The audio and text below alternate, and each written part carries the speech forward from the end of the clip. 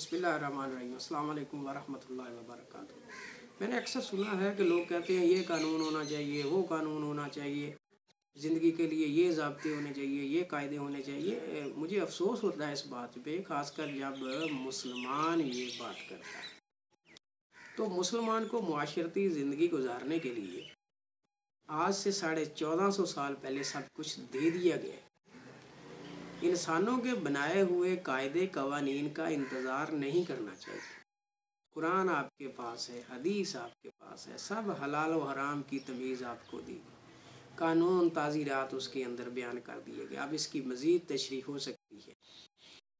अल्लाह तबारक व तआला ने तो आज से 1450 साल पहले एक तरक्की याफ्ता मुसलमान रियासत का मॉडल आपके सामने पेश कर दिया, जहाँ कोई सदका लेने वाला मिलता नहीं है।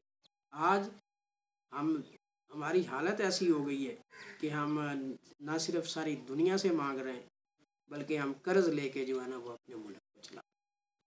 तो क्यों ना हम उस मॉडल को फॉलो करें, क्यों हम ऐसे मॉडल को फॉलो करें जो यहाँ पनप ही नहीं सकते। खिलाफत राशिदा का दौर ले तो क्या मुसलमानों के पास किस चीज़ की कमी। उसके बाद आप कई एक जो मुसलमान इस वक्त रियासतें हैं हमारे पास, मलेशिया एक अच्छा मॉडल है मुसलमानों, तुर्की एक अच्छा मॉडल है, उसको आप देखें, इंडोनेशिया एक मॉडल अच्छा।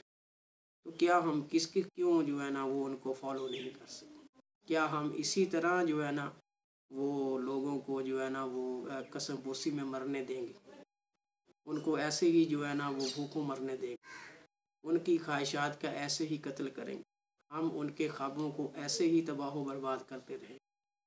तो हमारे पास अल्लाह तबारक व तआला का दिया गया फरमान कुरान मजीद और रसूलुल्लाह सल्लल्लाहु अलैहि वसल्लम के बताए हुए जो रास्ते हैं वो आज से 1450 साल पहले हमें दे दिए गए।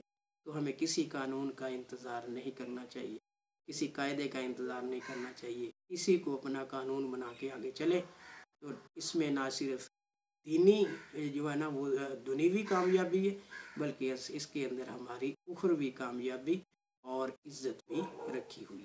Thank you so much to listen and watch the video.